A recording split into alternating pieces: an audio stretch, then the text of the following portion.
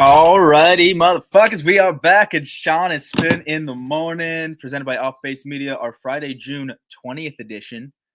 Episode, 27 now? We on our Mike Trout episode? We're getting back there. We're getting up there, baby. Shawnee's doing cowboy adventures, and now we're back at it, live in studio today. How we doing, baby? We got a good weekend. I know, man. It feels good to be back. Coming up on the All-Star break, a lot of moving parts in the standings. I was trying to pay attention to while I was gone. The biggest news in sports that's going to happen this year happened with Devers getting traded. That was freaking awesome. As soon as I saw it, I called this guy because that was unbelievable. My jaw dropped to the floor. I couldn't even freaking believe that they actually did it and what they did it for. But I mean, what a week of baseball, and I love it when baseball's exciting. I think everybody likes it when baseball's exciting like that. Absolutely. We got, it has been exciting because we have teams that are on the struggle bus. We have teams that we like to call on the gravy train. Everything's gravy with some of these teams. A lot of struggle. But wait, I should ask you to start, because you haven't shared your thoughts on the Devers thing. Well, I like it for Boston because they kind of put their foot down, saying hey, if you don't want to be a part of the culture that we're building, and you don't want to be a part of. You don't want to kind of buy into this team. Granted, did they do some things wrong? They might have. I don't know. I think that it was a horrible deal that they went and got, because it just doesn't really make a whole lot of sense to me that they didn't really get anything. Maybe they're planning more for the future. Maybe that makes them. Also, the first thing I thought about was, they're sellers now. Mm-hmm. But we're going to talk about it when we get to the gravy train. They've been playing good baseball. But in my eyes, this was a move for the future, not a move for right now. Yeah. And that's kind of crazy to me. And I feel really bad for Boston Red Sox fans because they've traded Sale, Mookie, and now Devers. And the best player they've gotten back is Alex Verdugo. And he's not even on the team. So it has to be hell for Boston Red Sox fans right now to see all these stars leaving. And I think it was somebody said it, and it was they're saying right now we want to win on the Excel spreadsheet and not on the field, because right now that's what it kind of shows. They don't want to pay. They don't want to have that Devers contract or whatever. They don't want to. With the Mookie and the Sale and everything. This team would be disgusting. You imagine those three on the same team. Honestly, with Duran, you brought up. Well, they were, and they won a World Series. I know. And then they were like, "Screw it, we're good enough without him." And it blows my mind, because you see with the fall of the Yankees right now, and you got to think of it, what the Red Sox could have been, and it sucks. It sucks to see. Yeah. You guys, I shared my thoughts on it before, but obviously you were out of town, so I figured we go quickly on that before we got into who's hot, who's not. We'll start with the struggle bus here. And leading off on the struggle bus, we got more guys on the struggle bus than the gravy train. I know. There's a lot of mez in the middle stuff, but with some really bad teams here, at least since the start of and entering mid-June now. 6-10 in June is the Seattle Mariners. Fell out of first place. They're now one game over 500. This team started the season out hot. They were in first place for a good chunk of the season, and now you see Houston jump up and Seattle fall, and now they're hanging on by a thread to that over 500. Yeah, so they're 5 games back in the division, which is nuts. Because, I mean, we predicted that they would fall. I didn't know they were going to fall this early. But, we predicted they were going to fall. Cal Riley is still having one of the best years out of a catcher, ever. You're a huge fan of Cal Riley. I like a guy who can do it on both sides. Plus, he's a switch hitter. He's an awesome player. Awesome. But he's there under a pile of shit, let's just be honest. Because, that pitching staff hasn't lived up to expectations, even though Kirby has kind of come back and done a little bit better.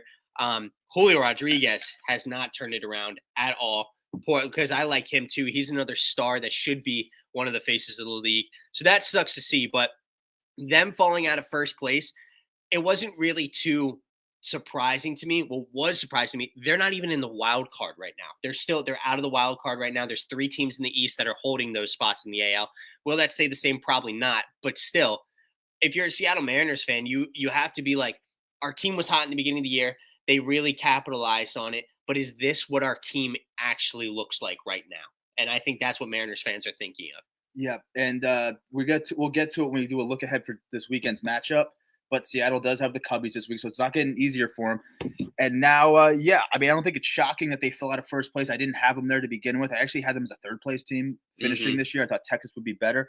I don't know if we're talking about Texas. I don't know if we're talking about Texas for this stuff, but I thought Texas would be a little bit better. They're under 500 right now. So Seattle hanging on by a thread, like I said, 1 game over 500 ball in their last 10.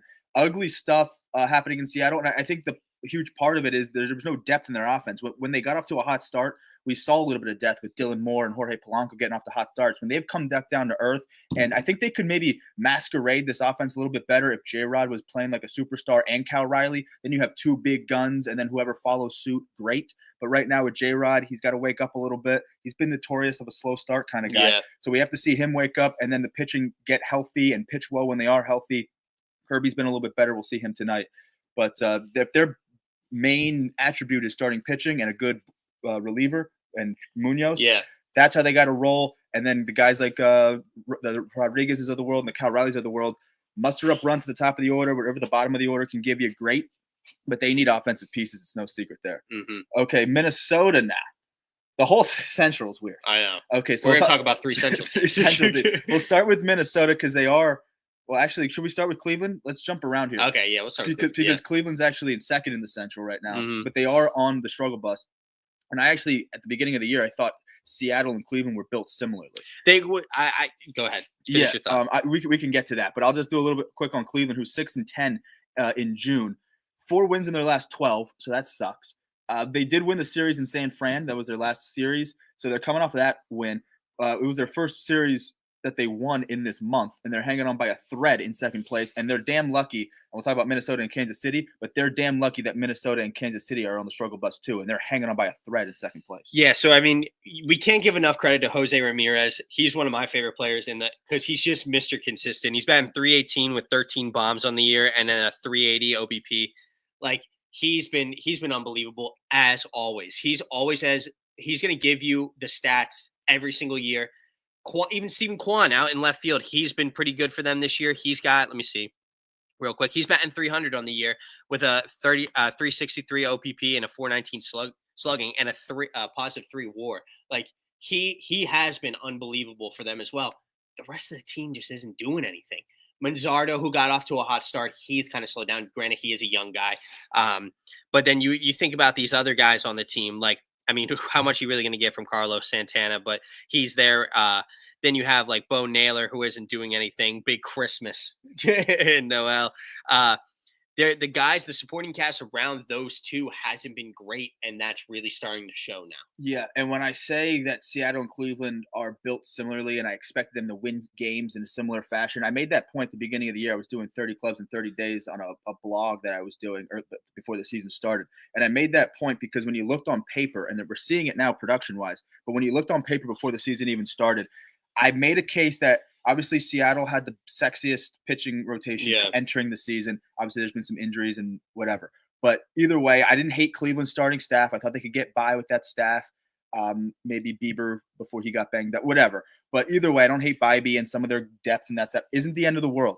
They have a really good closer and a back end of the rotation, back end of the bullpen, similar to Seattle. And they have pretty much 2 guys in that offense with if it's Seattle, if it's Kyle Riley and J-Rod, or if Cleveland's guys are Quan and J-Ram, like you said.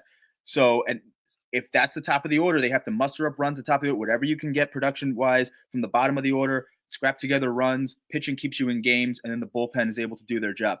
Similar fashion between Cleveland and Seattle. I don't think it's enough to be playoff teams because I didn't have either of those teams making the playoffs this year. So I don't think it's enough to be playoff teams, but I thought they could be kind of in the hunt late and win a lot of games in that fashion, right? Pitching keeps you in games. Defense can't go through slumps. They do have both of those teams that I'm mentioning right now do have Gold Glovers scattered around the diamond. Yeah. So the defense, pitching, like that type of stuff, bullpen can do their job. And then whatever you can get with your superstar to the top of the order, that's kind of how that these teams were going to win games, but it's not enough to really be a playoff team, I thought, and it's showing right now because these guys are out of the playoff picture where things stack up right now. Yeah, then I guess we can do the other central teams. What do you want to do, Yeah. Minnesota or Cleveland or Kansas City? Let's go to Minnesota because they're in third. They're a 500 team. Cleveland, Minnesota, Kansas City all have the same amount of wins. They all have 37 wins. The difference is Cleveland's one game over, Minnesota's 500, KC's one game under. So we'll go to Minnesota, who's 6-11 in June. They snap a 6-game losing streak on Thursday. 3 wins in their last 13 games.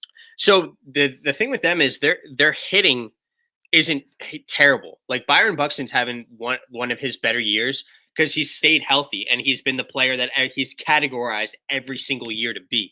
Byron Buxton's batting .280 on the year with 15 bombs and 45 ribbies. Like he's playing damn good baseball. But then you look at your other guys like Correa's batting under 250.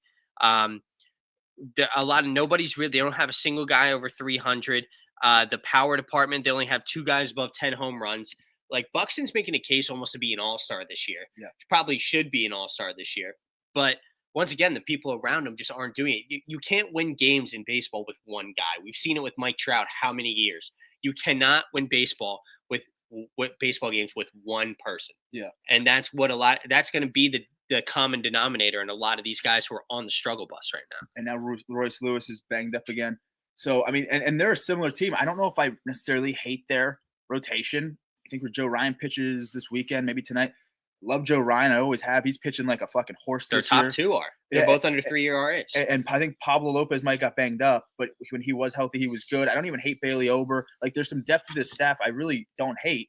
And then you look at the bullpen. I don't hate Yohan Duran for the ninth if he's your guy. But there's not enough offensively. They really need a perfect storm offensively. They need Buxton, Royce Lewis, and Correa to all be healthy at the same time and all be playing good at the same time. And right now, they're either not all playing good or Royce Lewis has been on and off the IL this year. It's just it's simply not enough. And it was good while it lasted. It was fun while it lasted when they got hot because you saw the supporting cast members wake up. Remember, we talked about Harrison Bader and we talked about Ty France. Ty France, I don't think is having a bad season for them, but it's just simply not enough. And they clearly need offense. And if they're going to get back to, remember they had a crazy win streak, like 11 or 12, 10, whatever the fuck it was. They got a crazy win streak because they had guys supporting cast members for that. That was around the time we were talking about the role players most of the time. Like Buxton and Correa were doing their thing, but it was the people around them who were still hitting the baseball, timely hitting, and they're basically creating depth in this lineup that they very so much need. Maybe Royce Lewis came back around that point, and even though he wasn't like great when he was healthy, he's is a presence in that lineup and he adds depth to it. So they're not getting that right now, and it's no secret why they're 500 when you are 3 wins in your last 13. That's dog shit. Okay, how about Kansas City, who is in 4th this division? Again, they all have the same amount of wins at 37, but Kansas City is 1 game under. They're 6-10 in June. I'd love to see Kansas City be able to take advantage of the fact that that Minnesota and Cleveland aren't playing good ball. They haven't really took that leap, but we Caglione, a couple bombs. How about that? But anyway, so they snap a 6-game losing streak on the 17th of the month. That's Kansas City. They snapped that in Texas, and they ended up sweeping Texas. So that's a good start when you head into the weekend strong. But they're currently in 4th place, still 1 game under.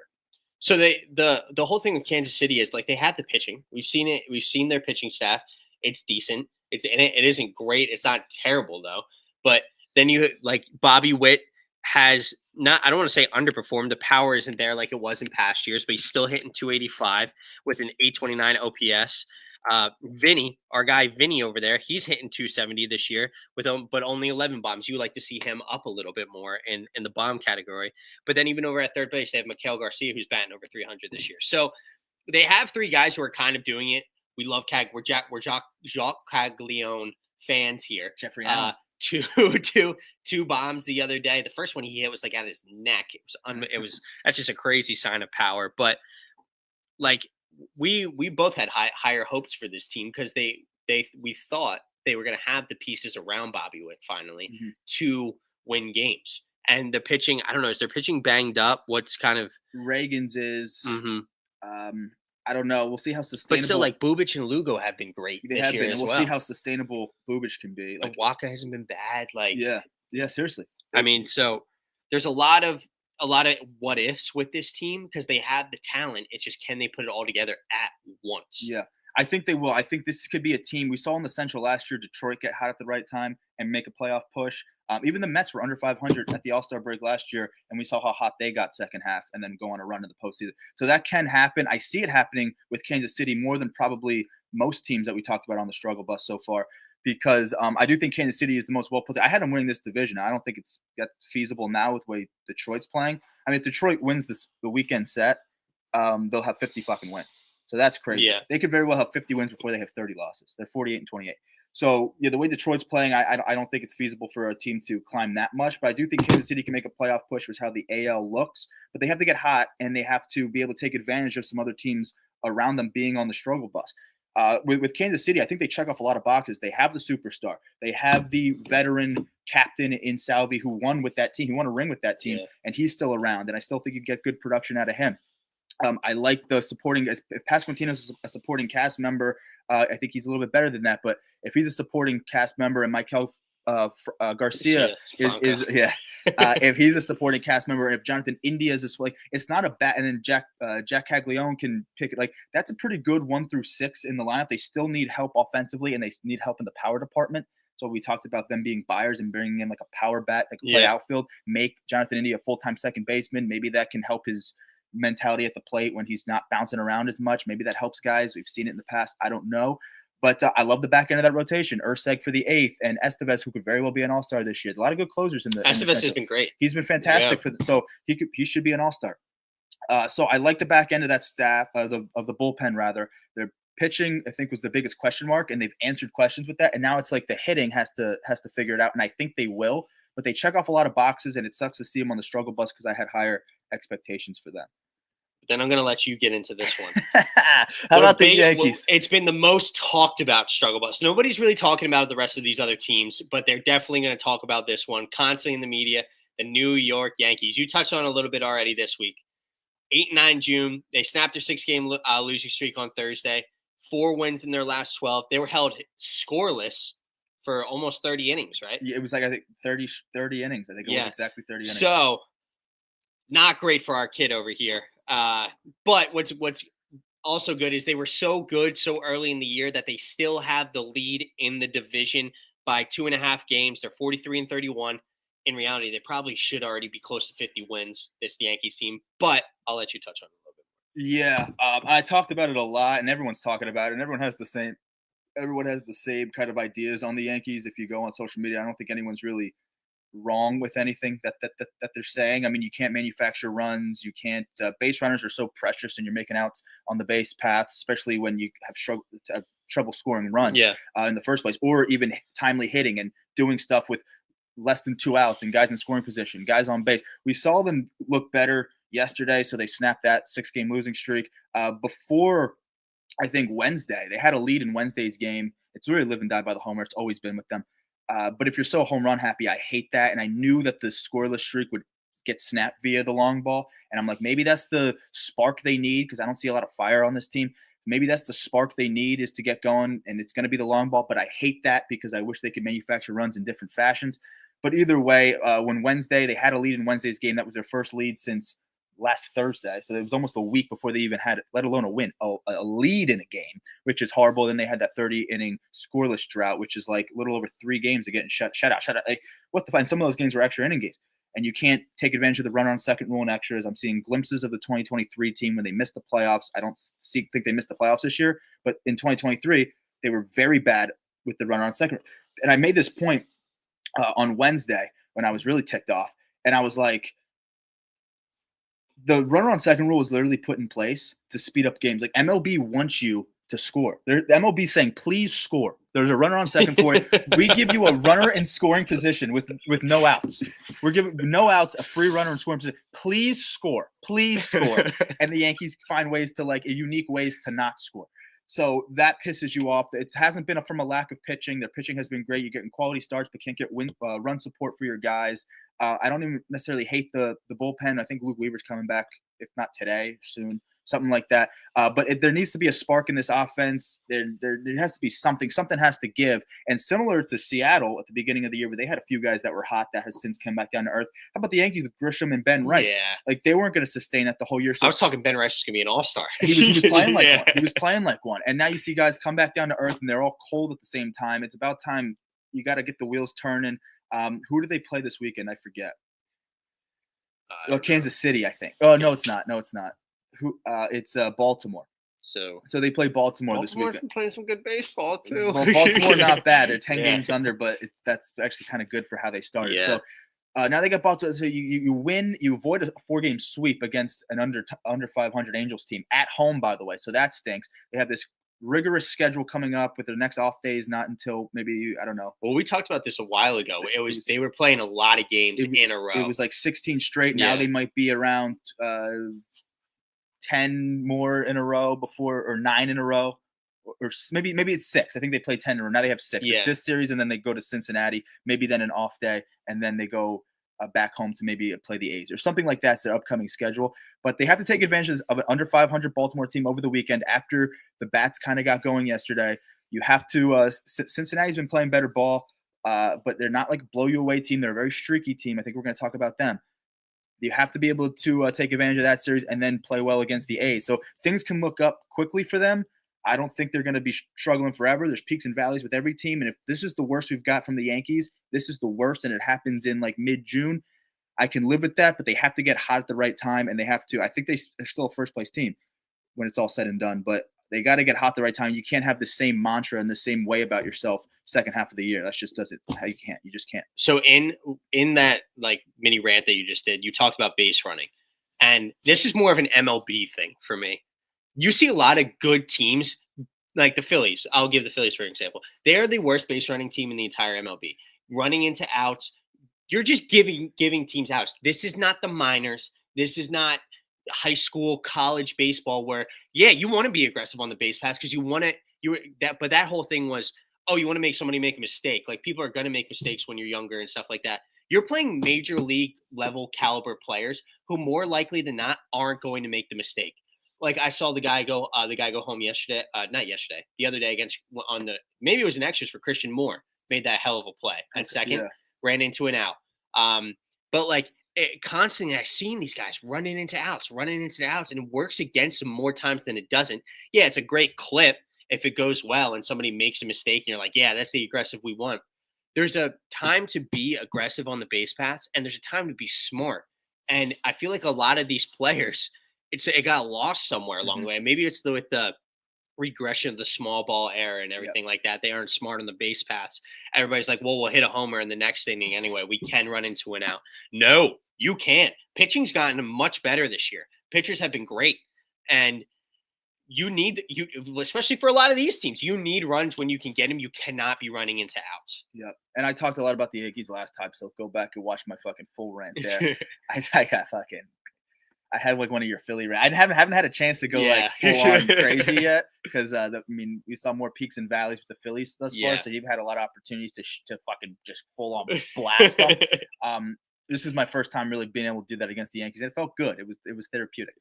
Okay. Let's go to the Padres, who are also on the struggle bus. 8-10 in June, 3-7 in their last 10 though, 5-10 in their last 15.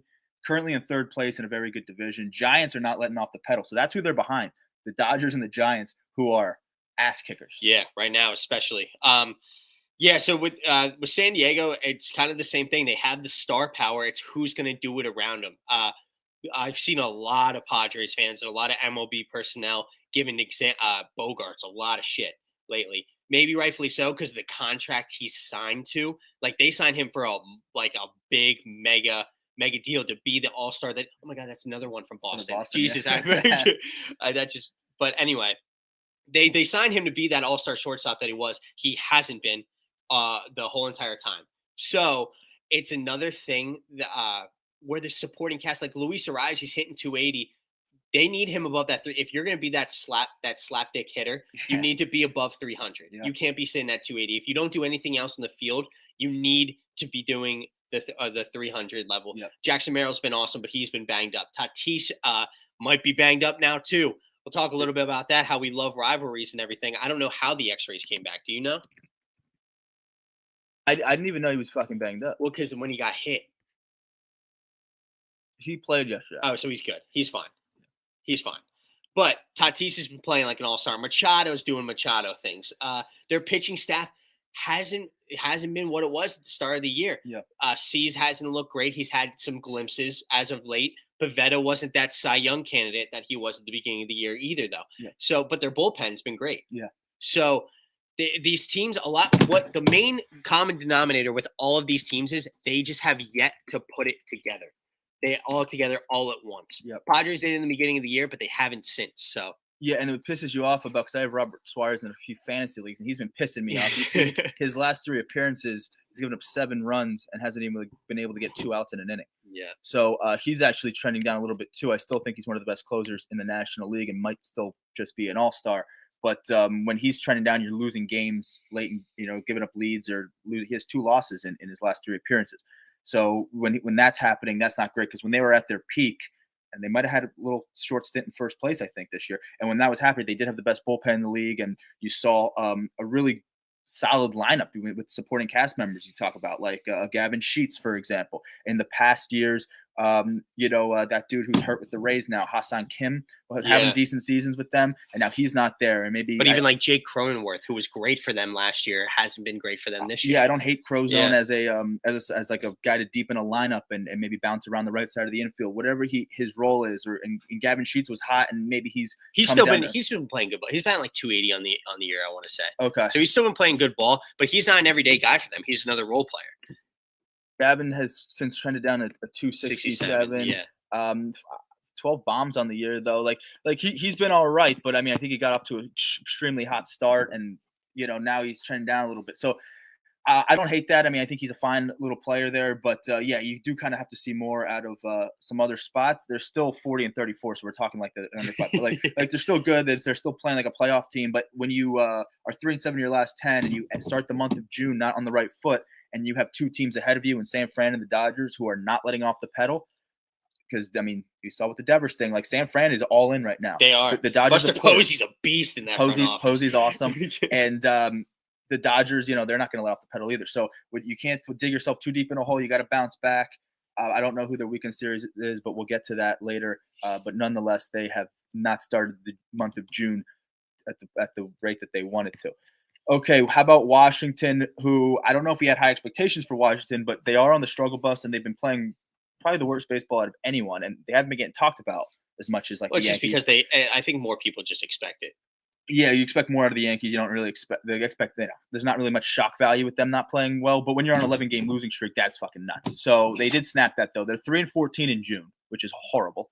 They snapped a 11-game losing streak on Thursday via the walk-off, so maybe that helps them big. If you win in that fashion, James Wood. They might have a difficult matchup this weekend, but we'll get into that. They got swept by Miami, and then they lose 3 out of 4 to Colorado. So those are kind of teams. If you can't beat Miami and Colorado, I mean, it's rough. It's really rough for them right now. But I think a lot of Washington fans maybe got their hopes up when they were beating the Braves in the standings and everything like that. But this is your team right now. They're young. Yeah. You have to give them some, not everybody is James Woods. Not everybody on that team is going to be James Woods. You have to give these other guys some time. That pitching staff isn't developed. We talked about, we like Gore. He's still been decent for you. He's going to be a good pitcher, but he needs time. There's a lot of these guys, it's their first time seeing a full season of baseball in the MLB. Let them go. Let some more guys get developed. So yeah, I agree. This year is all about development. Even the past few years have been about developing players and trying to strike gold at certain positions, and they've done a good job with it. They have a good shortstop. They got Wood out there. Mm-hmm. They got an ace now. So I don't even hate Keibert Ruiz. I like to see more out of Luis Garcia Jr. Dylan Cruz too. Yeah, I mean, he's hurt right now. He's hurt, but again, he needs to develop, and maybe there's some other guys in that outfield, Castle or whatever. Yeah. Or Hassel. I think it's Hassel. Yeah. Alex Call, I don't really know what his status is right now, but there was a period of time where I thought he was an under the radar kind of guy that's been in that organization. So either way, they got some young guys, and it's all about player development right now, developing yourself for the long haul. I still think they're pacing to be good again by the end of the decade, but again, it's going to take time. Not to mention, I mean, they're 31-44. They're very clearly a fourth place team. Well, I shouldn't say very clearly because the way the Braves are playing. But before the season started, they were still a fourth place team, and this is all about developing yourself for the future. And by the way, I don't know if I hate them on that 11-game losing skid. I don't know if I hate that for them long term because I don't think we expected them to be a playoff team clearly this year. I expect them to be an under 500 team, but be competitive. This has not been a competitive team, but I think all in all this year, I think they can be a competitive team. Maybe be spoilers late in the season to some playoff team or some guys in the hunt. But I think I kind of like this when you're this bad and this young. I hope that the C.J. Abrams and the James Wood, the guy that they look at to be like leaders in this clubhouse and like future stars, I hope that they remember this feeling so that when they do get good by the end of the decade, they know that this fucking sucks. They never want to do it again, and then they become the contenders when they are fully developed and they have a good, well-rounded club. So I hope they remember this feeling because when they are leaders, then the young guys at that point in time, they could be like, oh, we blah blah blah, and they're like, no, like this fucking sucks. We've been on 11. We've literally lived this. We've been on 11-game losing streak. We never want to smell that. And that's good to have in your ball club for when you are good, when you are making a push, and when you are good. I mean, and it's cool to see your young guy, your rookie, James Wood. No, not rookie. He's not a rookie. Not a rookie. But close. But to have your young guy snap it, he's the one who walked it off for you. That's awesome to see for Washington. Good for them. Yeah, we'll see how they roll into the weekend after that. The style in which they won. Yeah. So it's good to win, but then to do it via the home. They are playing the Dodgers, so that kind of sucks. That sucks for them. We'll see Ohtani on Sunday pitching. But either way, I will say, and there was a thing with Davey Martinez press conference that he made a comment. We don't have to get too much. I did see that. We don't have to get too much into that, but I know that gets a little bit amplified, and there might be like, oh, you're on 11-game losing streak, and now this comment comes out, and I don't know if it was like terrible. I personally didn't love it, but there were some guys that backed them. People that matter that were like, it's not the end of the world. So whatever. I think stuff like that looks worse when you are losing. I think Dave Martinez is a good manager, but it maybe all kind of hit them all at once. Yeah. So then we get into another East team, which is this is not getting enough love right now in my eyes. But the Mets are 9-8 in June. They're tied now with the Phillies in the first place. They kind of gave it up. 6-game losing streak. They followed a 6-game win streak with a 6-game losing streak. And now it's the series of the weekend tonight. Phillies Mets are playing. Is this guy? No, I don't think they have anything to worry about. In all honesty, we talk about the peaks and valleys with all of these teams, and right now the Mets are just having that. They're in the kind of the struggle. They're on the struggle bus right now. Juan Soto looks a little bit better. Lindor's kind of come back down to earth. I don't know too much about Pete. I don't know how he's looked. I don't really, but. This is nothing to worry about, but it is something to note that they are on that 6-game losing streak right now. Yeah, and it's tough in a competitive division because they've been back and forth with the Phillies pretty much all year, and that's been a dogfight. And now we'll see it this. And weekend. The Braves are 7-3 in their last 10, looking a little hotter, sneaking up. They're still 10 games back. So it's going to be a little bit before people really start making that case for the Braves. But I mean, I don't think this Mets team has anything to worry about. I don't either. Two things I'd be worried about the Mets is, well, maybe three, because if you throw the Phillies in the mix and you have to, it's not like the Yankees where they've had that much of a lead in their division, right? Because like the Phillies and Mets are going to go back and forth this year. Yeah. So maybe that's number one. Number two is I look at. One, I don't know if they're pitching, how sustainable all those arms kicking ass at the same time was going to be. I don't know if there's a whole lot of innings eaters. Now there's some injuries with Senga and McGill, I think, is banged up too. So there's been a little, and they need Manaea to come back and Montez as well to add depth. And maybe Manaea can step in and be an ace like he was second half last year. He was unbelievable last year. He was like simply unhittable. Yeah. Either way, he made the Phillies kind of look like droopy-eyed children. Either way, I don't know if that's bad to say, but I'm saying it. I like to say that's a good little. It's one of my two go-to quotes. That and I'll use this one too.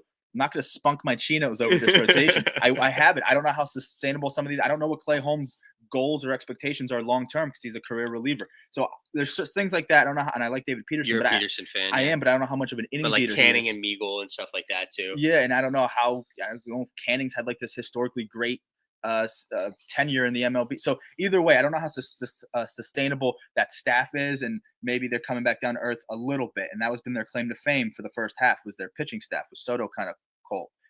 Either way, you also have the Phillies 8-2 in their last 10, while the Mets are under 500 in their last 10, 6-game losing streak, as you said.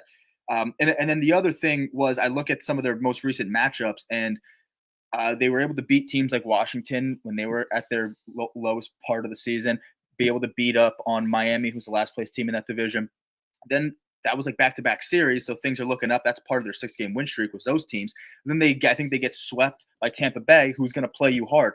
And then the Braves. Then the Braves, who I guess they want to play a division rival hard, and they want to get out of the gutter.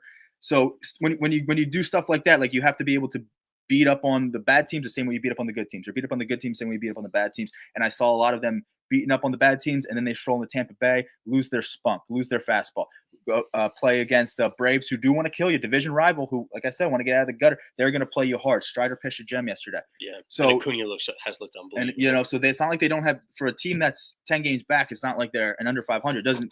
They still have like stars left and right that they can stick it to you, and they did. So the Mets have to do that. We'll see how they play the Phillies this weekend. That'll be fun. That's going to be an interesting series. But then we get to the opposite side of things. Who is on the gravy train spin? I guess we'll start number one with the talk of the town right now in Boston. Wow. Boston makes the trade of Devers, and they're still 11-5 in June. They're over 500 finally. They've won 4 straight series and last 7 of their 8 games. They've been unbelievable. But they're still sitting in 4th place. I don't know how many games back are they? They are 5. 5 games back. So now they're seeing that. They're knocking on the door. They're feeling real good. Real good. They bring up Roman Anthony. Granted, he hasn't looked great, but guess what? The rest of the lineup has. So what does it matter? Like, he's just been a piece in that roster right now. And this is why it's so hard to read Boston, because you want to say, oh, Devers gets sent. Oh, they're going to be sellers now. Duran's probably gone. They're probably going to go with the younger crew. And now, so that means probably Duran is gone. But they're knocking on the door now. They're only 5 games back. They're in the wild card. They're not leading the wild card, but they're in a wild card spot right now. If it ended today, they'd be making the playoffs. So Boston's riding their high horse right now. We knew this was a good team. I think Bregman's still banged up. He's still not even back yet. They just sent Christian Campbell down because he wasn't doing it for him. Good for the young guy. Let him get down there, get his confidence back, come up. I think he's going to be a hell of a ball player. But this Boston team, man, you definitely want to keep your eye on them. Yeah, and I actually think the opposite with Durant. I think now that Devers is gone, it means Durant, they're going to keep Durant. Yeah. But either way, and they're getting – we talked about some of the teams on the struggle bus that haven't been getting a lot of support from their supporting cast members.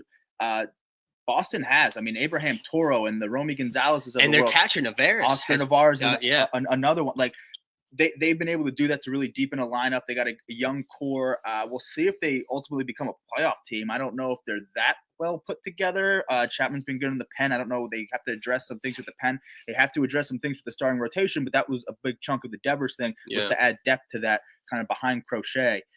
So we'll see with that. I don't know Tanner Houck's status, but he's been terrible when he was healthy. Brian Bello, I think, can be a guy he has to find. So they need Same thing with Walker Buehler, but he hasn't done it either. Walker Buehler as well. So we'll see how some of these guys from who came over from San Francisco, see how they look. I don't know what Jordan Hicks is going to do on this team. Do they use him to deepen a bullpen, or is he in the starting rotation? I would say they probably put him at like a 7-8. Yeah, he's done both of those. Yeah. Things. So I don't know what they're going to do. I don't tune into that many Red Sox games unless it's like rivalry shit with the Yankees. But either way, I know that they have some good guys with supporting cast members. To me right now, it's almost a lot of supporting cast members until someone can step up and be a superstar. Obviously, Duran can be that guy. When Bregman comes back, he's that guy. But we'll see. And I think Story might be he's a little trendy, and I think he might be playing better ball. Right now, Devers is leading the team in average home run to RBIs and OBP.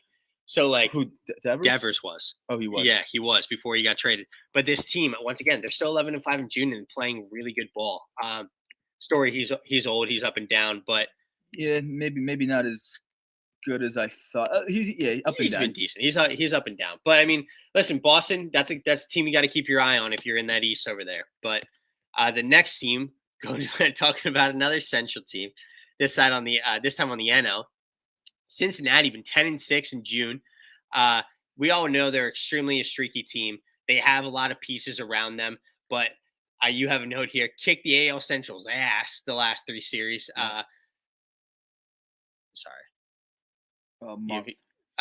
Started the month with division.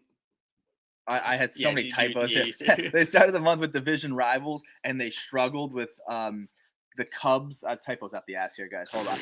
So the Cincinnati started the month and maybe ended May with a couple of division rivals and struggled with the Cubs and Cardinals in the series.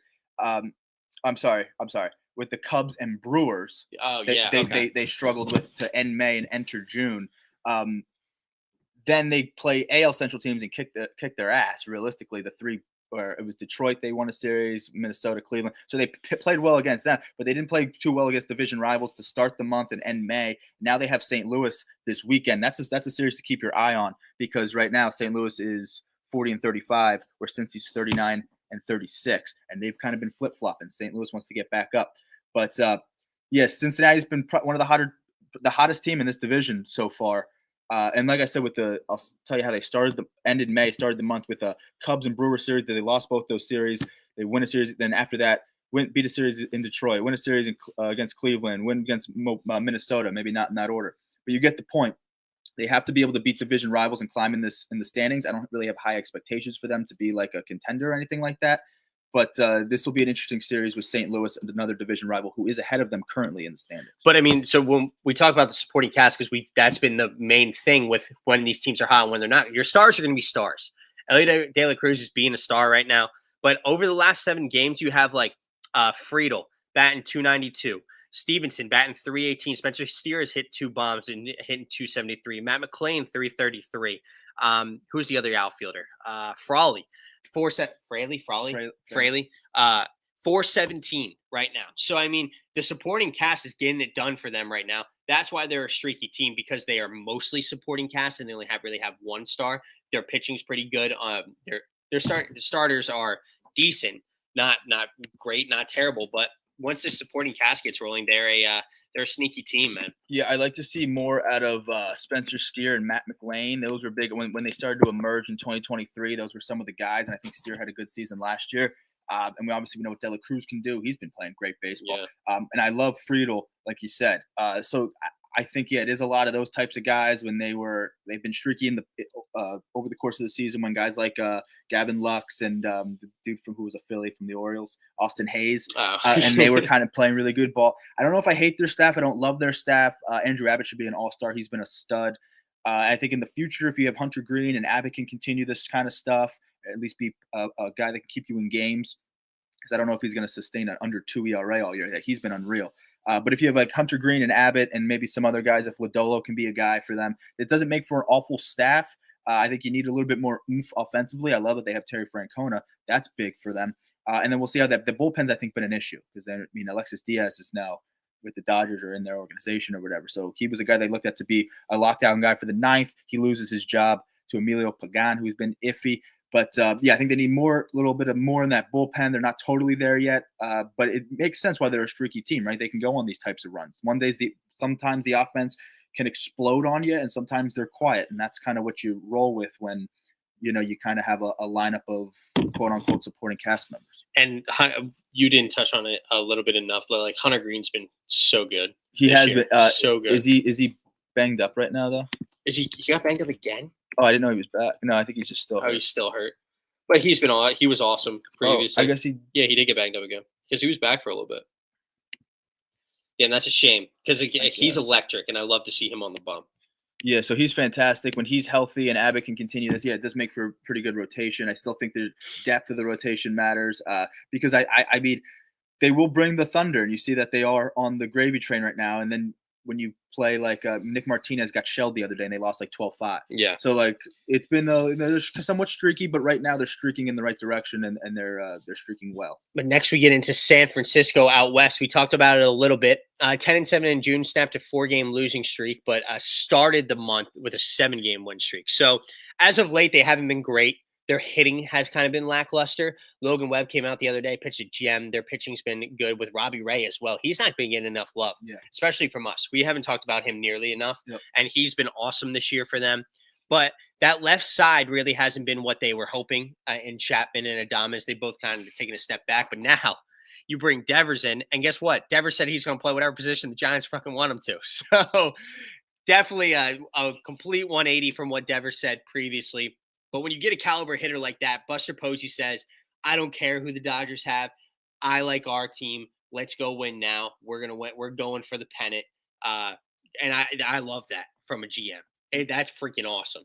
Yeah, you don't take your foot off the gas in a division where you have the Dodgers to compete with, and even the Padres too. We won't Yeah. go too crazy on them. Like, so you have to.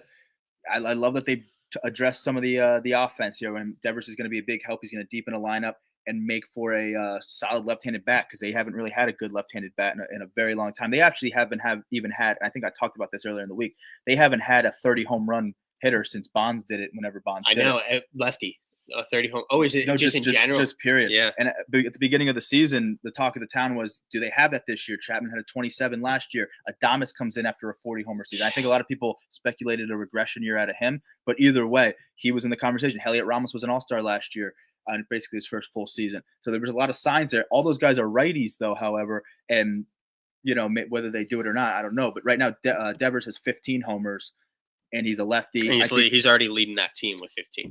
And I think he's going to be best friends with McCovey Cove out there, right? He's going to be splash zone left and right. So wait till he gets going in the power department there.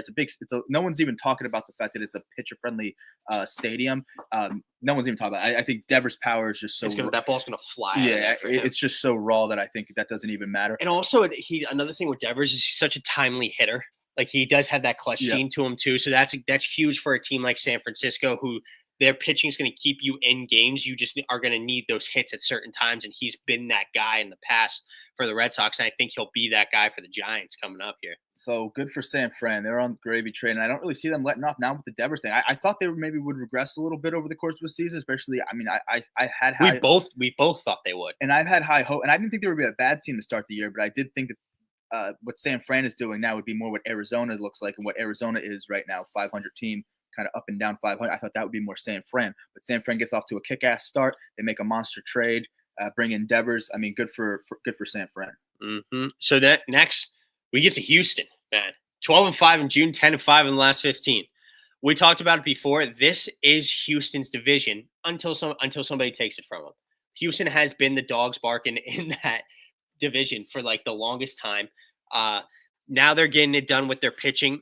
Jeremy Pena is looking like another case to be an all-star this year as well. He's in his last 7, he's hitting 300. Cam Smith, their rookie, who's been playing all over the place. He came up as a second baseman. I'm pretty sure he's playing in right field now. He's hitting 429 over his last 7 with over 1,000 OPS. Awesome. Christian Walker has done a little bit more as well. He hasn't, because obviously he hasn't been great.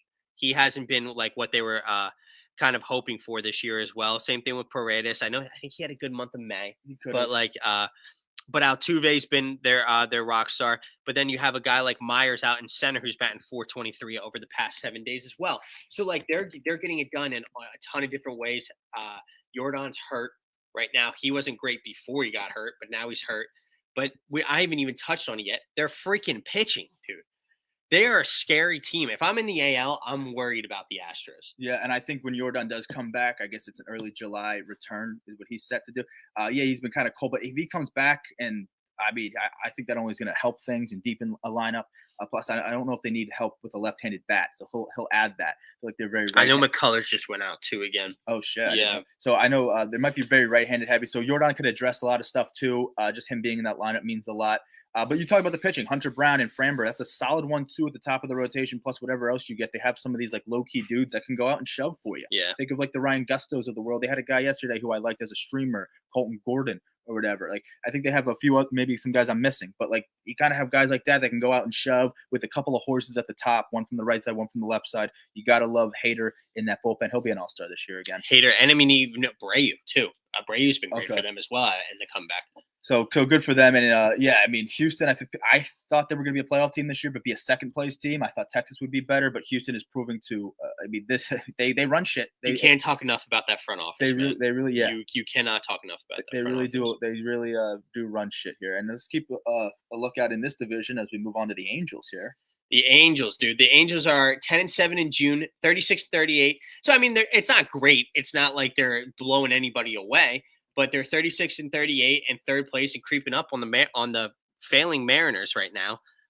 Let me just take a look at this real quick. Mike Trout, since coming back from the IL, batting 323, slashing 323, 416, 477, and I know he's hit a couple bombs as well. Yeah. So awesome to see Mike doing it. the guys around the diamond as well. We talked about the Angels in the past and their young guys kind of getting it done for them when they need to. If I'm an Angels fan, and I don't know how many of them are actually out there, I'm not mad at what they're doing right now. I'm just hoping they don't send any of our crucial pieces away at the deadline. Yeah, we'll see how if they're sellers or buyers, whatever. I think they're sniffing that how this, and I like Ron Washington too, and I think they're sniffing, a little bit of, hey, Seattle is trending down right now. Texas isn't what maybe people thought they'd be. Maybe we can do a little bit of something this year and then build off of it. So I think they need to address some stuff with their pitching still. I don't know how great their bullpen is. I don't know if I hate it, but I don't love it. So there's still certainly holes and things that they have to address, even with the offense. But you're starting to see guys in that offense, have a little bit of roles. Like Taylor Ward has been one of the better power hitters in baseball. Yeah, he's like he's hit 19 bombs on the year and 50 RBIs. I was going to say, there's going to be an elite class of 20 homer, 50 ribby guys before the All-Star break. He'll be a sneaky one of them. Yeah. So good for them to have one of those types of guys. And everyone's shitting on the Yankees, and rightfully so. You should be shitting on the Yankees for how they looked. But realistically, the Angels were an under 500 team entering the Bronx and took 3 out of 4. I know the Yankees have been playing bad baseball, but a little part, and I'm a Yankee fan, maybe a non-Yankee fan would tip their hat a little bit more than I am. I'm more pissed off about the Yankees, and I think everyone else is. But in one aspect, it's like, hey, the Angels are under 500. They come into the Bronx, take the first 3 out of 4. Not like terrible. And also, stuff they just brought up Christian Moore at second base. Yeah, like that's another piece. If you, like I said, if you're an Angels fan, I would be excited about what's going on right now. You got a lot to look forward to. A lot of young guys doing it. See Mike Trout come back and kind of be not the Mike Trout of the past, but like be that veteran who's getting it done, man. Good for them. Good for them. And we're going to talk a little bit more, but now that Sean's here, but I did say last time we looked at the All-Star stuff, and leading vote getter is Trout. I don't know if he still is, but he's making. He was. The fans want to see him, but we'll talk more about that. But yeah, I think the Angels are another one of those teams that has a whole slew of supporting cast members, but they've been picking up guys left and right. I think when the Giants DFA Lamont Wade, they pick him up. Chris Taylor has been so. There's been there's a lot of he's not leading the fan vote. He's just leading the fan vote for left field. That's what I meant. That's what I meant. Okay. That's the gravy train. That's the struggle bus. That kind of puts us to where we are now around the league. And big talk yesterday, Skeens and Scooble, question mark. Should they have did it? They should have. I'll just say the Pirates are such a bad organization that, like, if you had the opportunity to flex somebody to another spot, it should have been now. Skeens and Scooble facing off against each other, that would have been. I would have on vacation. I would have watched that. I would have took time out of my day to watch the two best pitchers. And what are they? They're probably not even above how old are they? Like, Scooble's young, so is Skeens. We get to see these guys for I don't care that this might happen. It might not happen again, but we had the opportunity to see these guys pitch against each other, and they didn't take it, and I'm so pissed about it. Yeah, so it was a PPD game on Wednesday that pushes Scooble's start to Thursday. It was supposed to be Scooble and Heaney, and that's what it ended up being. Yeah. Skeens was set to pitch Thursday anyway. So it would have been pretty much the only thing we're talking about, and it didn't happen, and we're still talking about it. So I think there's a couple perspectives. From a fan's perspective, I agree with you. It's like, yes, do it. From a team manager perspective, I can see why they didn't do that. You kind of want to stick to your game plan, roll the guys out. I mean, I don't know. That's iffy because there was another PPD game, and they did move around the pitchers. So we'll see. You kind of want to stick to your game plan, whatever. But I think most importantly, you want to give your team the best opportunity to win. And I think if you're the Tigers, the best opportunity to win might be if you can throw your ace not against Skeens. Yeah. So I don't know. For the Tigers, it was smart. For the Pirates, it was stupid. Yeah, because that's true. Yeah, for the Pirates, maybe you do juice that. But who knows? I don't know how these pitching regimens go, if Heaney was supposed to pitch here. But that's why it gets weird, because I think every team's different and all the players are different. So you have to it's a case-by-case basis, because we could look at another PPD game from the Midwest that happened on the same day. I guess it was raining around there. It was St. Louis against the White Sox. Okay, Sonny Gray got a PPD from his start. That got pushed back, ended up getting pushed back to Saturday. So he was supposed to pitch Wednesday, get pushed to Saturday. So talk about how crazy that is. Also, game one of the doubleheader was Sean Burke and Eric Fetty. The day before was supposed to be Burke versus Sonny Gray. That was supposed to be, and then Thursday was supposed to be Fetty and Adrian Hauser. Now, Hauser goes on paternity leave. Congrats on the sex, Adrian. And I think St. Louis ultimately ends up bringing a guy up from AAA to pitch in that doubleheader. So it was supposed to be Gray and Burke, and then the next day was Fetty and Hauser. It ultimately they push Gray till this weekend now. So he gets bumped he's going on, I don't know how many days rest he's going on, like 7 or 8 days rest. It's got to be a pitcher by pitcher basis, I'm assuming. So it's got to, So, but they shuffle guys around because then it was Burke and Fetty when it was supposed to be Burke the day before and then Fetty on Thursday. But then they managed it so that Fetty got bumped up or Burke got whatever it was. That wasn't supposed to be the matchup, and they made it happen. So I don't know if it's a case by case basis. What did the players like? It's going to be all about the players anyway. And by the way, if the best opportunity for a team to win is I don't know. I feel like there's a lot of variables that we don't know what goes on in the clubhouse. But at the fans' perspective, of course you want to see that fucking match. 100%. Okay, here's another fucking guy. Juan Soto, baby. 26 years old, 1,000 hits yesterday. Unbelievable. That's his 8th major league season. I have a few quick notes on Soto. We could talk about how he's trending or what do we think in his next 8 years, because he's only 26. His next 8 years will take him to 34, which won't even really be that old, especially when you're chasing milestones. 215 career home runs, 629 ribbies from when I checked yesterday. I don't know if he had any ribbies yesterday. But anyway, 215 home runs in his first 8 years, 629 ribbies in that span, a little over 700 runs in that span. His career 282 hitter. He just got his 1,000th hit. We talked about he walks a lot of times, whatever, over 400 on base because of the walks. 4-time All-Star, 5-time Silver Slugger. He has a batting title and a World Series championship in 2019. So how do you see this guy pacing? Is he like a 3,000 hit guy? We haven't seen a lot of those recently. I think 100% he's there's going to be no doubt in my mind that he is going to be a Hall of Famer. Sadly, I do think he probably will win another World Series as well, just to add to that resume, and probably another MVP. Does he have an MVP? He doesn't have an MVP. Well, he will win an MVP someday. I would probably put him in the they're going to talk about this guy in the history books in my eyes. He's one of the better hitters. We were talking about his slump earlier in this year. This is probably the first slump he's ever went on in his entire life. He's Juan freaking Soto. He's dangerous every time he steps into the box. I don't care if he's slumping. I don't care what's going on with him.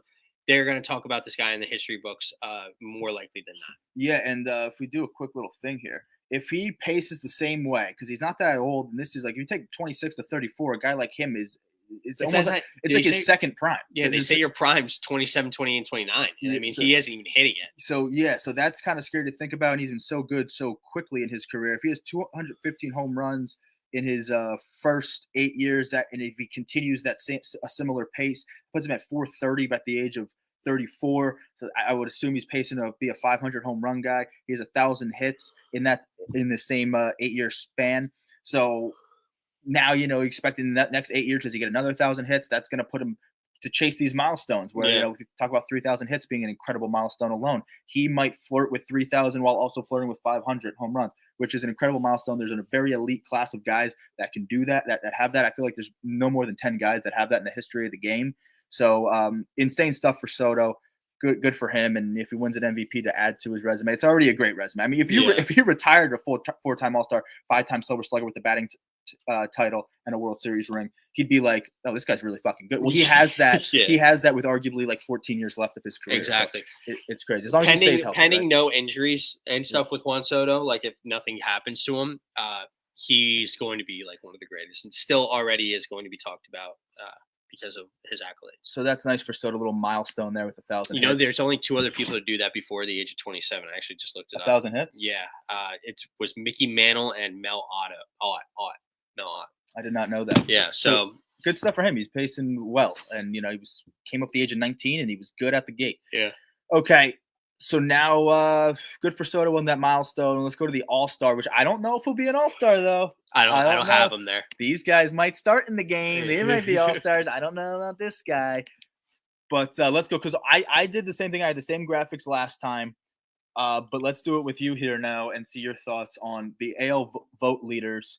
This was as of a few days ago. Don't know how much these things fluctuate, but this is from the post that we saw. I think MLB on Instagram. What do we got here? So the AL side of things, I'm not mad at a lot of them. I like to see Trout on left. I would like to see him at a DH, technically. My problem is going to be a lot more with the NL. Riley Green, I like to see Tigers representatives here at second baseman and in center. I do think that you have to give Byron Buxton more credit, though. I think he is playing great baseball.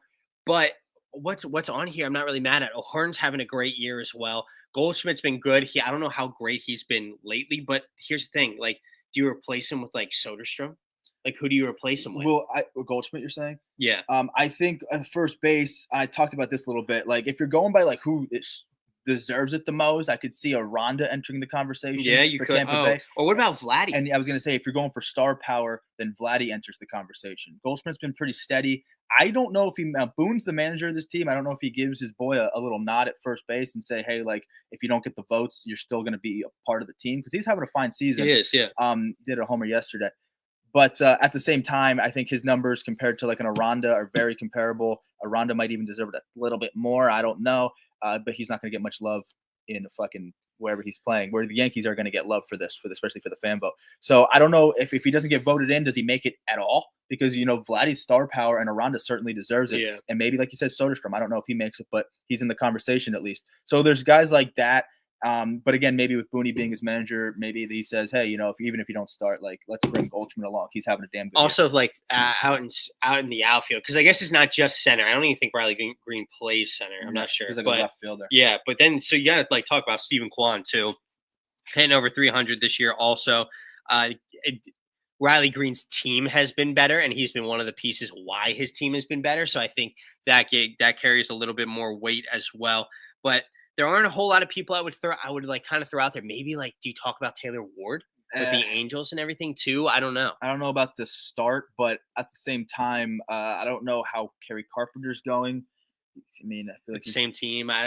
It's weird. It's the AL is a weird to talk about, because the guys that are on there, I like. Cal Riley and Judge out and right are the two most deserving. Also, J-Rom, can't talk enough about him. And I'm a huge fan of Jacob Wilson being the starter over Bobby Witt right now. Me too. And I think if you're going to talk shortstops, I'm not shying away from Jeremy Pena. He'll be on the team. He's awesome. He's making too. a damn good case to start, but I do lean Jacob Wilson. Yeah. All right, NL? Yeah, let's get to the NL. This is the one I have the problem with. So the outfield, Kyle Tucker and PCA, I'm not mad at. I like Kyle Tucker, and I really like PCA. He's definitely deserving of being out there. But how in the world is Teoscar Hernandez above James Wood, Fernando Tatis, and there's other people I'm going to miss in this topic, but I want to see James Woods out there starting in left field as a let's everybody needs a reminder. This guy is 22 years old, and I have his stats real quick. Let me just pull them up. Sorry. Even Corbin Carroll's a good outfielder. Yeah, Corbin Carroll as well. James Woods has 20 home runs on the year with 56 RBIs and 944 OPS. Put him in left field. Put him out there in the outfield. Corbin Carroll had like one of the best, Aprils out of anybody in the entire league. Probably had the best. Corbin Carroll also deserves to be out there as well. But then you get to the infield as well. Machado deserves it. Leave him there. Lindor, when you have Lindor has in the beginning of the season, yes, it was Lindor's spot. Nobody was going to take it. But now we have Ellie De La Cruz, who's playing really well. Trey Turner's playing awesome baseball, which I owe an apology to Trey Turner, by the way, as well. I didn't have a problem with his hitting, but his fielding, and he's been great fielding since then. But and then who was my third? Ellie?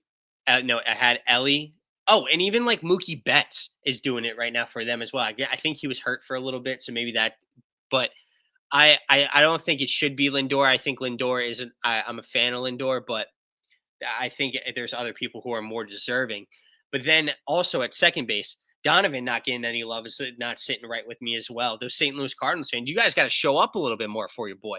Ketel Marte, yeah, he's a great player, but he was hurt for more than half of the year. So I think Donovan deserves it a whole lot more. And then I'm a big Freddie fan. I think Freddie deserves to be there as well, but you got to give your flowers to Pete. You have to. There's no doubt Pete's having a great year too. They have one of the better records in baseball. So do the Dodgers, but Freddie was hurt for a little bit. Pete's been doing it the whole time. I love Freddie though. I think Freddie deserves to be there. I just got to give him a shout out. Also, circling back a little bit, if you're giving these guys who are hurt, like Freddie Freeman, he was hurt for a little bit. Ketel Marte was hurt for a little bit. You got to talk about Ronald Acuna in the outfield then as well. He's been nothing but spectacular since he came back. Was he hurt for a little bit too long to be an all-star? Maybe, but what he's doing is incredible. And so I don't think you can count Ronald Acuna out as well.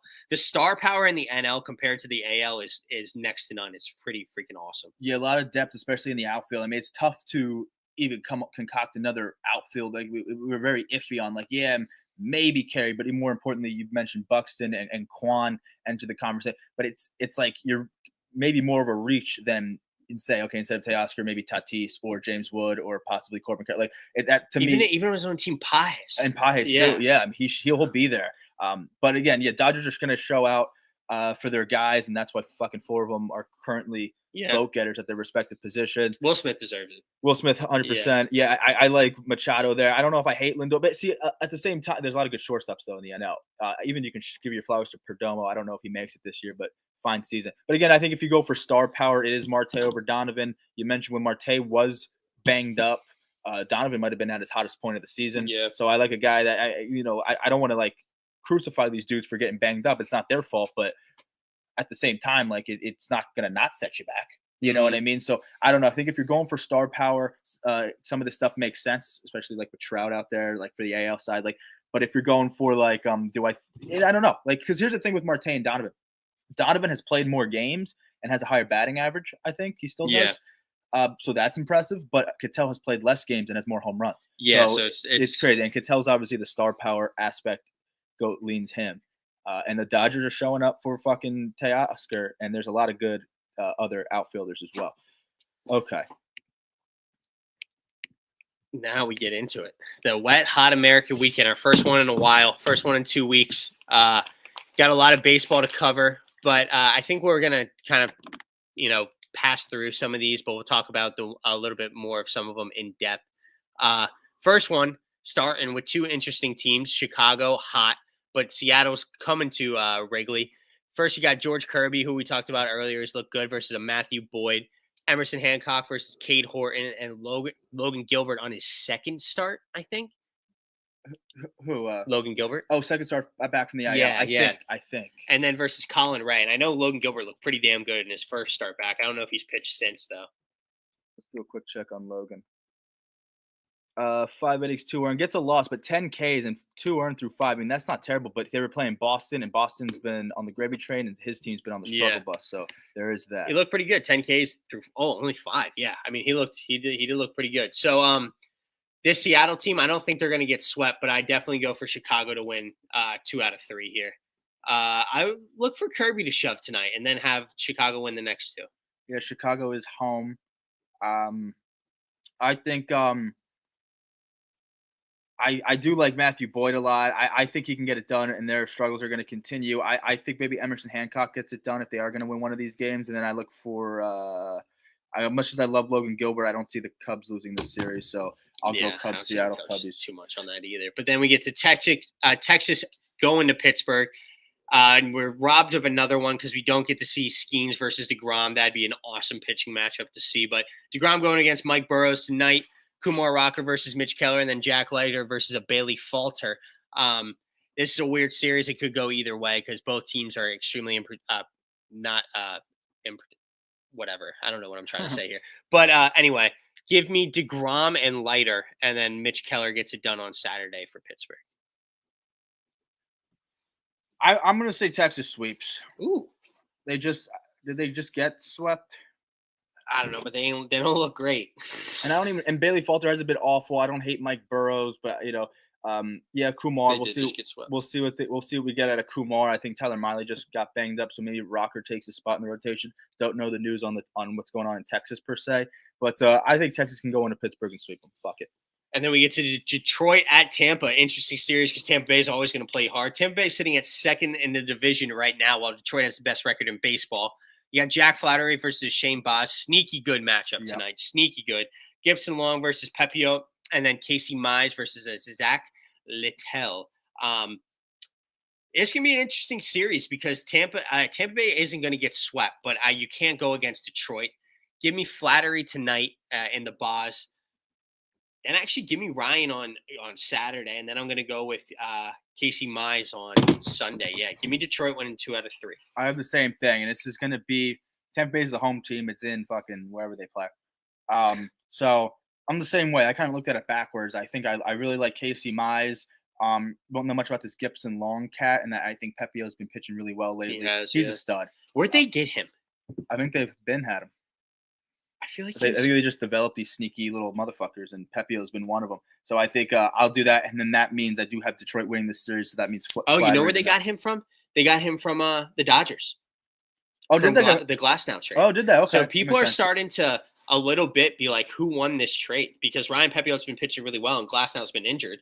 Had so many injuries over now. There's people have been raising the topic who won this trade, but I mean, Glasnow's still an awesome pitcher, but Ryan Pepio's been no slouch. He's got it's a 3.4 ERA and 219 innings pitched on the year. So I do like that. So I do have Detroit winning, and I'm not a huge Jack Flaherty guy. I do like Shane Baz, but I'm gonna lean Flaherty here, and then that means Detroit wins the series. I can't see. I know Tampa Bay's the home team, but I can't see Detroit losing a series. And then we get to Baltimore going to the Bronx to play the Yanks. Yanks struggling. Baltimore's been all right. Sugano versus Fried tonight, kind of a little sneaky pitching matchup there. Eflin versus Clark Schmidt, and then Kremer versus a Will Warren. The Roku game. Roku on Sunday. On Sunday. Love it. 11:35. That's a weird start time. Yeah. That's weird. Okay. Dude, I don't want to bet against the Yankees when Fried's pitching, but I mean, it looks like it hasn't mattered a whole lot as of late. But they'll snap. Give me Fried. Do I want to go? Then I don't think they sweep, but I'll go with Zach Eflin on Saturday and then Will Warren on Sunday. We are kind of seeing some of the more notable dudes from Baltimore staff. Sugano, Eflin. Eflin hasn't looked great this year, though. Yeah, he really didn't. Yeah. But Sugano's been all right, but he's going against Fried. That's going to be, like you said, it could be a sneaky little pitching duel. Very well could be. Yankees are the home team. I like that. And I think Yankees, after what they looked like yesterday, and now you have a last-place team, they do tend to beat up on Baltimore pretty good. And if history can repeat itself, they should win this series. I actually have them sweeping this. So let's go, New York. Get your head out of your ass. Beautiful. It's going to be good if they sweep. That would put them at a 4-game win streak. That'd be a good way to back up a 6-game losing streak and now get back. Especially against a division rival. Let little brother know who they are. Yep. Then you get White Sox at Toronto. Toronto's still playing good baseball, man. Davis Martin, Savall, and then they're not sure who they're throwing Sunday. Toronto's got Turnbull, who looked really good in his first start, former Phil. Jose Varias and a Chris Bassett. Toronto sweeps this for me.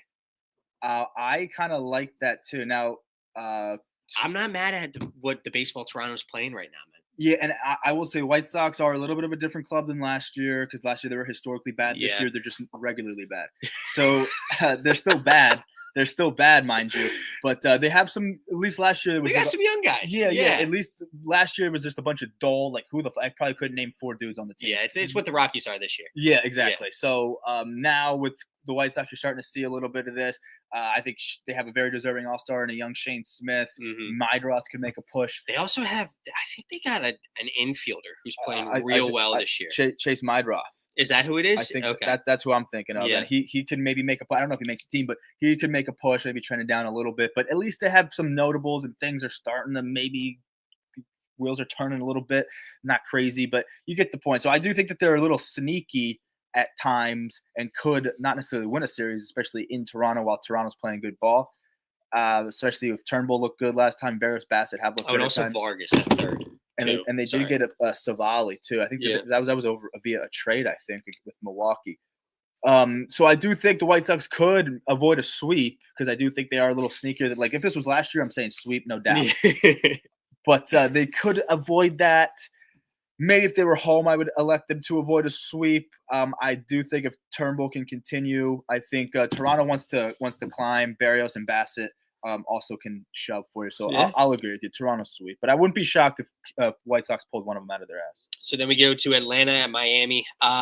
Phillies just won 3 out of 4 against Miami while Atlanta just swept. But I don't even know who this is. Didier Fuentes versus Jason Junk. Yeah, isn't that a crazy matchup? Yeah, that's a wild name. I didn't know who either of these guys was. So Junk has pitched this year. I had to search it before we went on because Junk has actually pitched a little bit this year and hasn't looked awful for Miami. Didier Fuentes, I think, is making his major league debut tonight. So that's That's an all-time name matchup right there. Yeah. Tune in for that reason. But then Grant Holmes versus Yuri Perez, and then Bryce Elder versus Sandy Alcantara. Atlanta swept. Acuna's looked unbelievable, and I think that's taken some kind of let the rest of the lineup taking like a little bit of a deep breath. They're 7-3 in their last 10. Do I think they sweep? No. Do I know what games they want to win? Absolutely not. So I'm going to go with give me the young guy. Give me the Rook getting it done for him tonight. DDA? Atlanta. Yeah. God, is Grant Holmes going to do anything tonight? Saturday. Give me Miami on Saturday, and then Sunday give me Atlanta with Bryce Elder, Sandy Alcantara. I'm the same exact way. I don't. I mean, Jason Junk has been pretty good for them. But this could be a little bit of a rude awakening. I don't know what his matchups look like. I think he's been pretty serviceable. Maybe he doesn't go crazy deep, but maybe he's trending that way. I don't know. His name's Jansen Junk. Yeah. So look at his game log. When I peeped it very briefly, I didn't hate what I saw. But yeah, fuck it. I think DD Fuentes. No one knows this guy, so he can go out and be interesting. Anyway, so I will take Atlanta as well. This could be Jansen Junk. This lineup might not be great to him. Either way, I'm going to also take Miami. I think there's reason to believe Yuri Perez is trending in the right direction. Only 2 starts this year, but I think he's trending well. I can see him going deep in this game. And also, when I did spin streamers, I thought it was going to be Elder versus Yuri today, and then everything got fucked up. So if that's the case, then fuck off. That pisses me off. Even though I have both of them winning, because I'm also going to take Elder because I did like him as a spin streamer, but his start got pushed back till Sunday. So I think he's going on like 9 days rest now. Yeah, let him rock. Let him rock. Fuck it. And Sandy, who I think could pitch well, I still want to believe in him. But Elder hasn't been bad this year, and we'll roll with him too. So I agree. Atlanta, Miami, Atlanta. And then Cincinnati, St. Louis, division rival. Cincinnati's been hot. St. Louis has been eh. Then we get Brady Singer versus Palante, a Wade Miley versus Sonny Gray, and then Andrew Abbott versus Miles Michaelis. No, we will see that. Yeah, we will see him. But anyway, I'm gonna have Cincinnati winning this series. Actually, I think they win the series against St. Louis. But the only game that St. Louis wins is tonight, and let me have Cincinnati win the next 2. So I am a little conflicted here. I think this is going to be a toss-up series. I mean, I don't think anyone sweeps. I think they're going to play each other hard. This is a sneaky, really good series. I mean, of course, it's division rivals, but these guys have been kind of going back and forth in the division for kind of like the winner of this series. Very well, depending on how Milwaukee plays, could be a second-place team. Like, it is that close. I think St. Louis and Milwaukee are tied for second, and Cincy only has like one less win than both of them. So they're going to play each other very hard here. This is kind of pivotal. We might see, the standings fluctuate greatly in the Central after this weekend. So tonight is kind of the biggest toss-up for me between Singer and Palante. If you go with Palante, then I'll also go. I'm going to go. I'll just be different then, and I'll take the Reds tonight. Then St. Louis with Sonny Gray on the mound for Saturday, and then I got to roll with Andrew Abbott for Sunday. I'm a little different, but same. This one's easy for me. Mets coming into Philly. Blake Tidwell versus Dad tonight. Zach Wheeler, Apple TV. Yeah, good job, MLB. They're two top teams in baseball playing for the division right now to take first place. You guys got it on Apple TV. Great stuff. Then we get Griffin Canning versus Mick Abel and David Pearson versus Jesus Luzardo. Phillies, sweep. Sweep. They swept us earlier in the year. We're going to get them back. They're trending downwards. We're trending a little bit upwards. Granted, we haven't played great teams or anything, but we look better. Give me Zach Wheeler tonight, man. He's going to be awesome. Mick Abels looked great. Jesus Luzardo has come back down to earth, but he can still go out and pitch a good outing. Phillies freaking sweep. So, okay, that's a little aggressive for me, but I like it, and I hope it does happen because fuck the Mets. Oh, we always have it down there. I think I played like 2 or 3 times on the bottom there. FTM. So either way, we got to love Zach Wheeler tonight. I do think the Phillies could win this series, especially because Zach Wheeler starts them off well. I was going to, at the rip, suggest that the Mets win the series, and it's just another hard hit that the Phillies are going to take.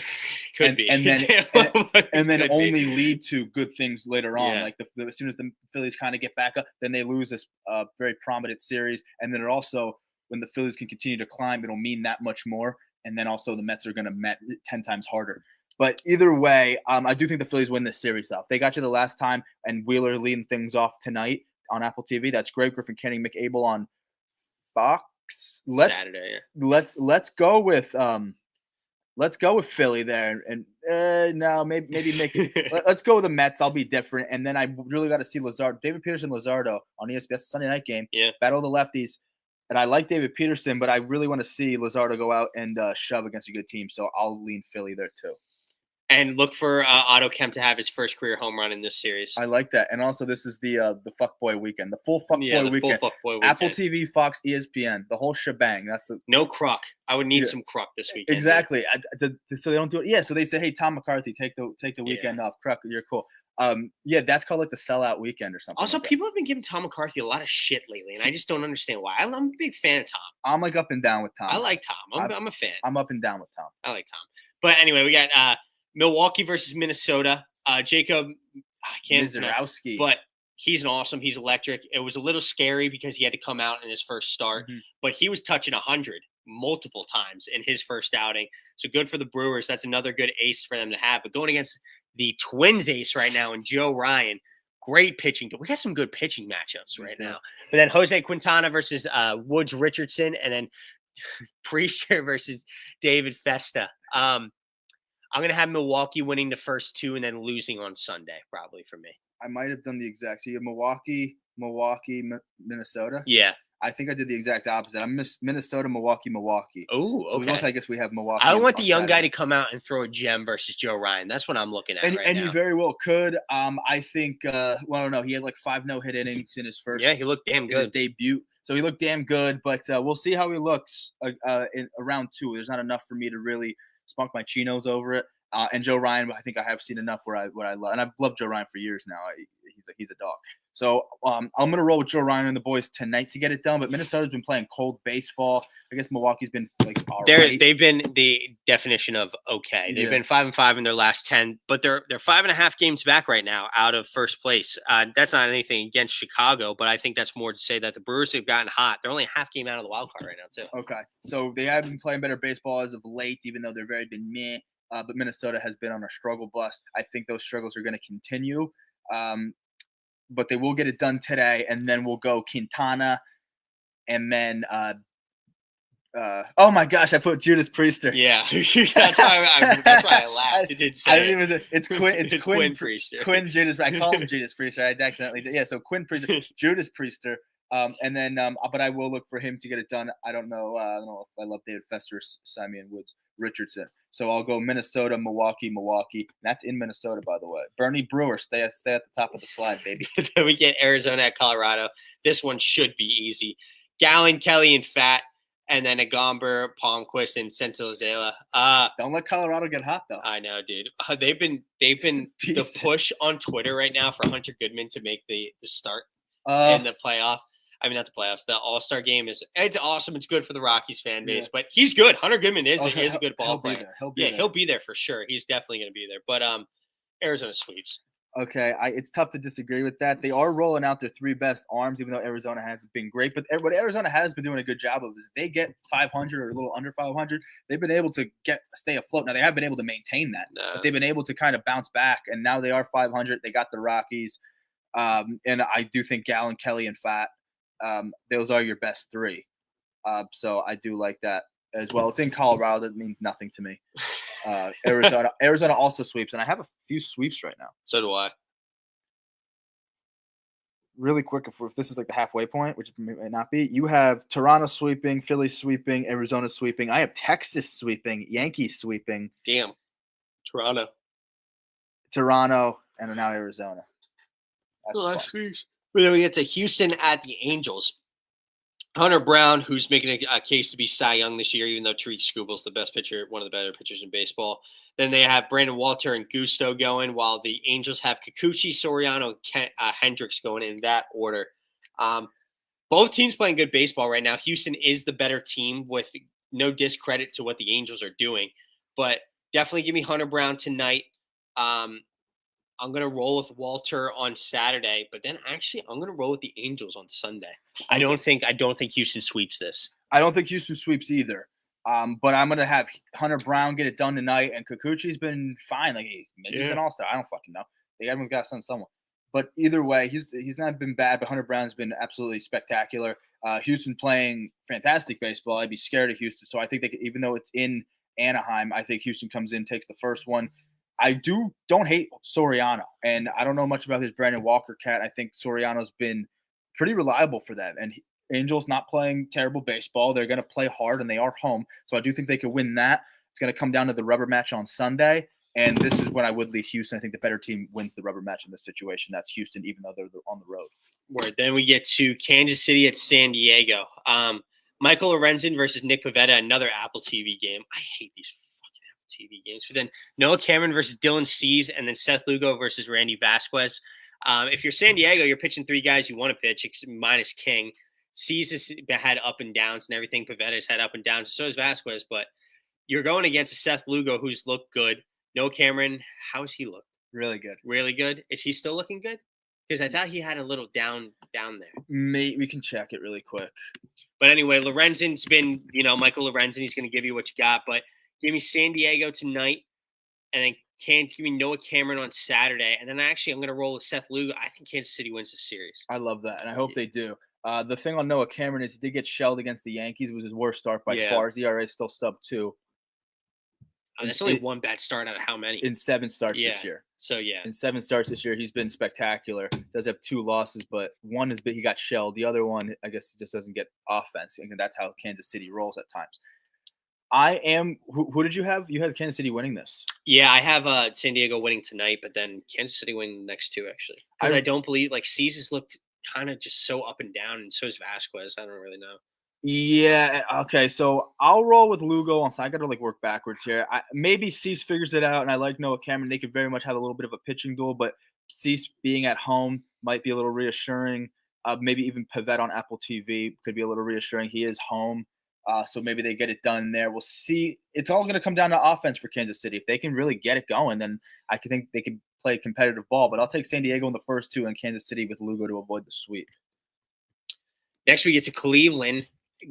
Going to West Sacramento to face off against the A's. Tanner Bibby versus Jeffrey Springs. Luis Ortiz versus Mitch Spence. Slade Ciccone, all-time name, versus a J.P. Sears. Cleveland's on the struggle bus. The A's, Nick Kurtz.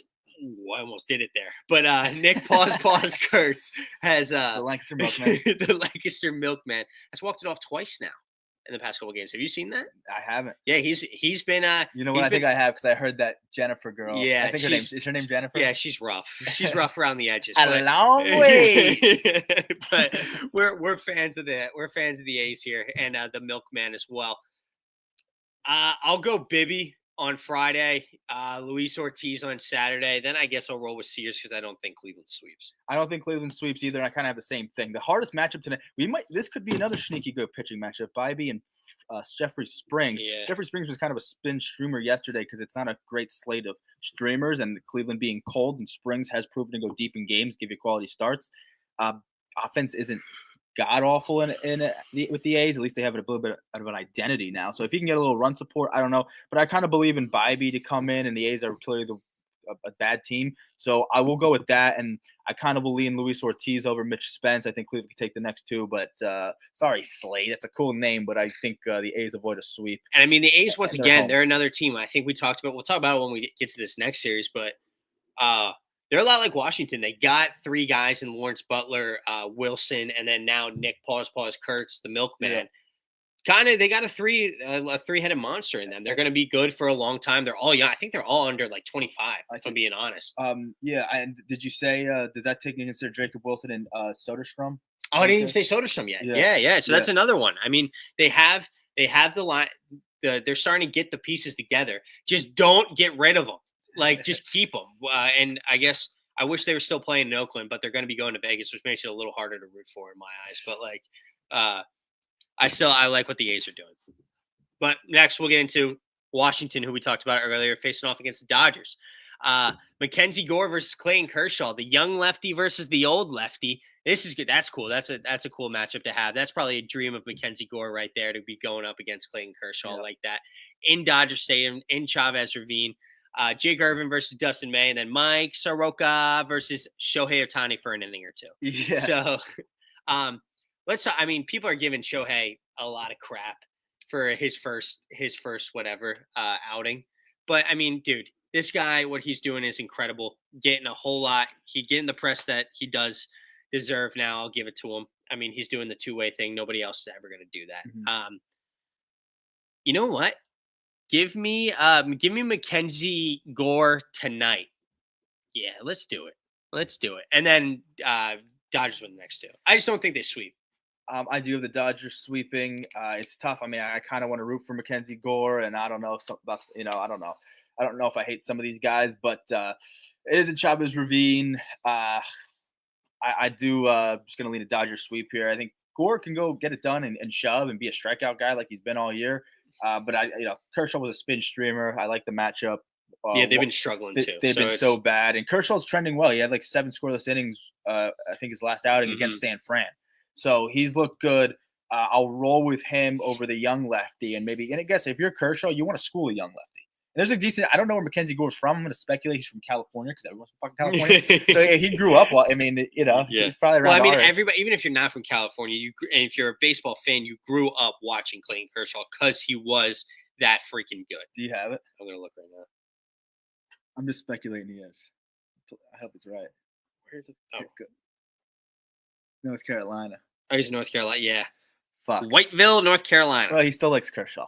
And Kershaw's going to school a young lefty. Yeah. He's going to school him. So he was an ECU grad. So here's the thing. Here's the thing now with Ohtani starting on Sunday. It means it's going to be, he's basically an opener, right? And you're going to bring in other pitchers, and maybe it's a bullpen game. Maybe a guy goes somewhat deep, but that's going to mean Dustin May. You have to go somewhat deep so you don't use a lot of both arms. Both of those guys, Clayton and Dustin May, are both going to have to go. Yeah, conserve some arms because you might need all hands on deck for the Ohtani thing to kind of get you through 9, especially if Ohtani goes 2 innings max. Yeah. So they probably have it all figured out. Dave Roberts is a stud with that, but I think Dustin May can rise to the occasion. He loves pitching on the weekends, by the way. Dustin May's always on the fucking weekends. Yeah, I think he's pitched almost every single Sunday night game. They get a lot of prime time, but it's always May. Now he's on Saturday, and I think he will rise to the occasion. And then it's just even if Ohtani did what he did in his last outing and maybe he gets a little bit banged around just a little bit, I think he will clean it up. But worst case scenario, he does get hit around. The Dodgers have the offense to very quickly bounce back and no harm, no foul. Yeah, especially against whoever they're pitching against. But now it's probably this might be the most interesting series with regards to the Phillies and Mets. But this is crazy. This Boston, San Francisco. Playing this quickly after the trade is unreal. It's still fresh. Yeah, it's still the wound's still fresh. It happened on Sunday, and they're playing tonight. That is awesome. Hunter Dobbins versus Hayden Birdsong. Birdsong, I think, if I might tell me if I'm wrong, but he's been elected this year. He's been good. Brian Bella versus Landon Rupp, and then Lucas Giolito versus a Robbie Ray. This is disaster for Boston right now because they're facing against a good San Francisco team who they just gave Devers to. Granted, Boston has been playing good ball, but they don't have any of the pitchers they really want on the bump for him too much. I mean, Dobbins been all right, but Birdsong's been all right too. I almost want Boston to get the better of Devers. I want Boston to win this series. But I don't know if they're going to give me Dobbins and Bello Friday, Saturday, and then give me Robbie Ray on Sunday. Okay, so I went about it like this. I went Boston, San Fran. I think it's all the anticipation is going to be tonight because this is the first game since the Devers thing and they're facing off against each other. I mean, it was a 10-15 game in San Fran. That's going to be the talk of the town. Oh, Boston's coming to town. Devers, it's going to be the talk of the town. Dobbins has pitched well against the Yankees. So anytime he's talked a little bit of shit, he backed it up. Yeah. So anytime there's been a little bit of news coverage or media or controversial stuff, I don't know if that's the right word, but you get the point. Anytime there's been a little bit of juice, Dobbins has risen to the occasion. I think Boston's going to come in hungry. They've been playing pretty good baseball lately. I think that they're going to win tonight. And with all the anticipation of this matchup with Devers being at the helm of it, I think Boston is going to come out and juice them and take the first one. However, I think San Fran will get the last laugh. They're the better team. They've been playing better baseball. It's not really a knock on Boston, but really a praise to San Fran here. And they're going to get the last laugh and win the next two, ultimately winning the series. can't bet against Robbie Ray. He's a stud. Yeah. And then again, I think San Fran wins the series. That means Landon Roop gets it done on Saturday. And that's fair. Did you also, what I didn't touch on earlier about the Devers, did you hear he felt slighted that Christian Campbell said, I will play first base? Yeah. I'm like, dude, what a prima donna. Yeah, it's bad. I think it was a little bit of a cultural thing. Yeah. Like in terms of the clubhouse. And I love if they're really going to do it and giving Duran the keys to that organization. I think that's awesome. That'd be great because he is a ball player. He's aggressive and plays with a fire under his ass. Where Devers really didn't towards the end of his tenure there. Yeah. And not to mention, I don't know if it was a little bit of an emotional decision to send Devers, but hey, at the same time, the big driving factor that I don't think enough people are talking about because we're just seeing who got traded for who. Big driving factor is San Fran is going to eat that contract. So now that is huge. Devers can play around a little bit and address some issues. Yeah. But wow, that's a good Wet Hot America weekend. First one in a while. We'll see. We'll, I guess, reconvene on Monday and see how our picks did. It's been a minute since we did it, so I'm thinking we got some good ones here. But we'll see. We're just over the hour and a half mark here. But we're kicking ass. We're doing it live. Spin and Sean back in studio. We'll see you guys Monday. Thanks for tuning in here, everybody. Follow us at On Facebook.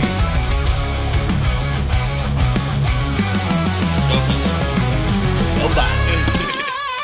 Don't let the Rockies get hot.